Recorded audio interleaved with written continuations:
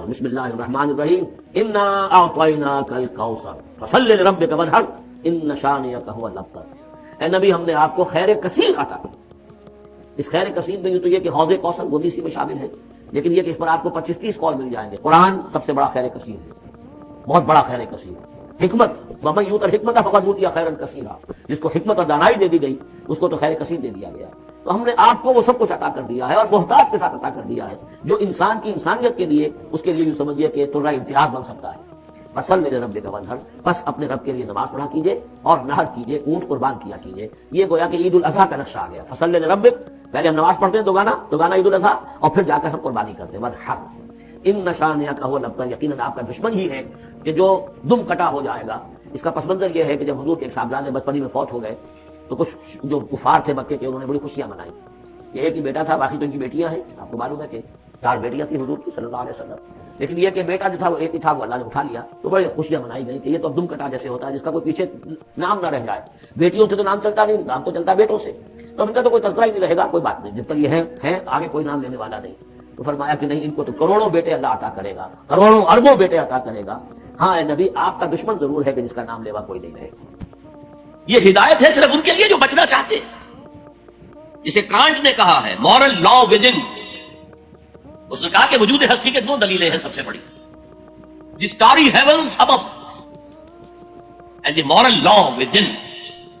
ہمارے اندر مورل لا ہے، یہ اچھا ہے یہ برا ہے، یہ خیر ہے یہ شر ہے، یہ مورل لا ہے اندر۔ جن کا یہ مورل لا فطرت کی صحت و سلامتی کی بنیاد پر برقرار ہے، جو تمیز کرتے ہیں بھلائی اور برائی میں، ان کے لیے ہدایت ہے۔ اولاً وہی آتے ہیں سلیم الفطرت لوگ، ابو بکر اور عثمان رضی اللہ تعالیٰ عنہما، والذین تبعوہم بإحسان، پھر کچھ لوگ ان کے پیچھے پیچھے بھی آتے ہیں۔ ایک نمونہ دیکھ لیا، کچھ لوگ بڑھ رہے ہیں، یہ دوسرے درجے کے لوگ ہیں۔ قرآن مجید میں درجہ بندی بیان کی گئی ہے، السابقون الاولون من المہاجرین والانصار والذین تبعوہم بإحسان رضی اللہ عنہم ورضوا عنہ۔ تو یہ سابقون الاولون جو ہے وہ سلیم الفطرت، وہ سلیم العقل انسان ہے جو ان چیزوں تک پہنچ چکے ہیں، البتہ ابھی یقین کی دولت جو ہے حاصل نہیں۔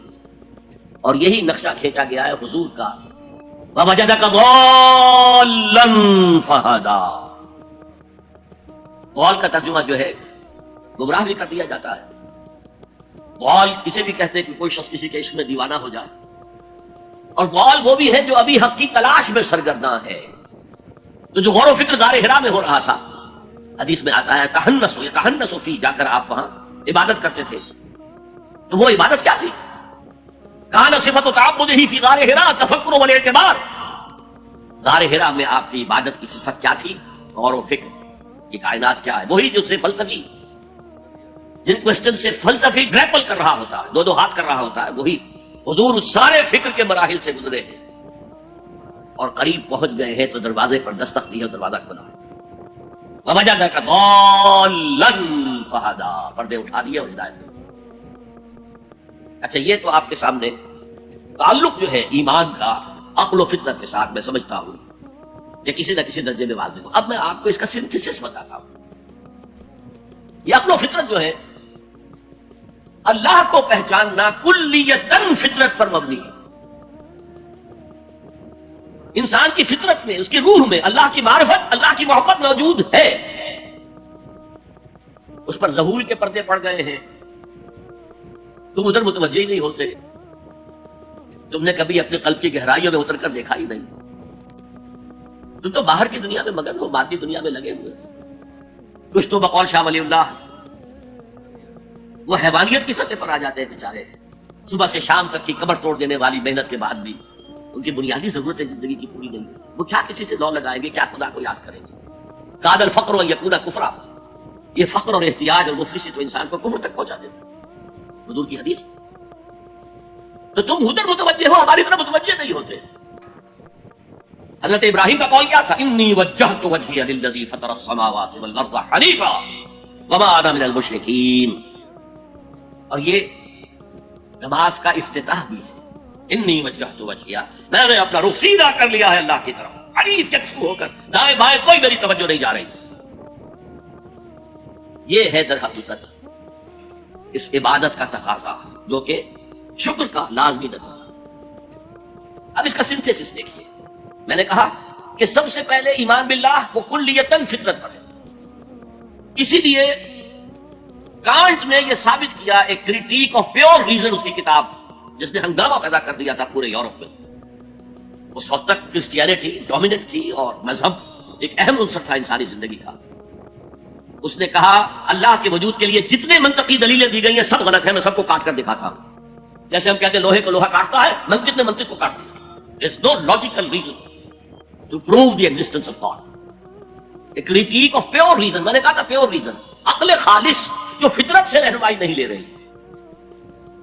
وہ فلسفہ جو ہے اس کی منزل کیا ہے؟ گنوسٹسزم یا اسکیپٹسزم؟ لاغریت یا ارتیابیت؟ پھر اس نے ایک کتاب لکھی بعد میں، کریٹیک آف پریکٹیکل ریزن. اس نے کہا کہ عملی طور پر انسان اخلاق حسنہ اختیار کر ہی نہیں سکتا جب تک کہ خدا کو نہ مانے. یہ نیسیسٹی ہے انسان کو کہ مانے. علامہ اقبال نے اس کو تسلیم کیا ہے کانٹ کے اس دعوے کو. ان کی کتاب ہے reconstruction of religious thought in Islam کہ کوئی منطقی دلیل خدا کے وجود کو ثابت نہیں کر سکتی. متکلمین نے کوششیں کی ہیں لیکن دلیل دلیل کو کاٹ دیتی ہے، منطق منطق کا توڑ کر دیتی ہے. وہ صرف قرآن نے لفظ آیت استعمال کیا جو میں نے بیان کیا تھا. اس کائنات میں ہر شے اللہ کی نشانی ہے. جیسے آپ کو اپنے کسی دوست کی دی ہوئی کوئی شے دیکھتے ہی دوست یاد آ جاتا ہے، ایسے ہی آفاق و انفس میں اللہ کی نشانیاں ہیں. تمہارے اندر بھی اللہ کی نشانیاں ہیں. ذرا توجہ تو کرو، آفاق کو دیکھو، کھول آنکھ، فلک دیکھ، زمین دیکھ، فضا دیکھ. افلا ينظرون الى الابل كيف خلقت والى السماء كيف رفعت والى الجبال كيف نصبت والى الارض كيف سطحت فذكر انما انت مذکر. کیا یہ دیکھتے نہیں، غور نہیں کرتے اونٹ کو کیسے پیدا کیا گیا، کتنا اپنے ماحول کے ساتھ مناسبت رکھتا ہے. 7 دن نہ کچھ کھانے کو ملے نہ پینے کو ملے، اسے کوئی پرواہ نہیں. صحرا نہ کو تک کا جہاز. وہ دیکھتے نہیں آسمان کیسے بلند کر دیا گیا، دیکھتے نہیں پہاڑ کیسے گاڑ دیے گئے، دیکھتے نہیں زمین کیسے پھیلا دی گئی. اے نبی آپ یاد دہانی کرائیے، یہ نشانیوں کی طرف متوجہ کر دیجئے. آپ سوائے یاد دہانی کرانے والے کے اور کچھ نہیں ہے. آپ کے ہاتھ میں اختیار نہیں ہے کہ آپ اللہ کو منوا لیں. یہ تو تمہارے اندر سے فطرت سے ابھر کر گواہی آئے. اب دیکھیے اس کے لیے آیت جسے میں یہ قرآن مجید کی طویل آیات میں سے جیسے آیت البر ہم نے پڑھی تھی، ان فی خلق السماوات والارض واختلاف اللیل والنہار والفلک التي تجری فی البحر بما ينفع الناس وما انزل الله من السماء من ماء فاحیا به الارض من بعد موتها وبث فيها من كل دابة وتصریف الرياح والسحاب المسخر بين السماء والارض لآیات لقوم یعقلون. یقیناً آسمان اور زمین کی تخلیق میں، رات اور دن کے الٹ پھیر میں، اس کشتی یا جہاز میں کہ جو ایسا سامان لے کر چل رہی ہوتی ہے جو لوگوں کو نفع پہنچاتی ہے، اور وہ جو اللہ نے آسمان میں سے پانی اتارا اور اس سے زمین کو اس کی موت کے بعد زندہ کر دیا اور زمین میں پھیلا دی ہر طرح کے جاندار، اور یہ ہواؤں کا چلنا اور یہ بادل جو مسخر ہے زمین و آسمان کے مابین، ان میں سے ہر ایک نشانی ہے، پہچانو. کیا مطلب؟ تم نے کسی مصور کی تصویر دیکھی، تعریف تصویر کی کرتے ہو یا مصور کی کرتے ہو؟ مصور کا کمال ہے، تصویر میں کیا ہے؟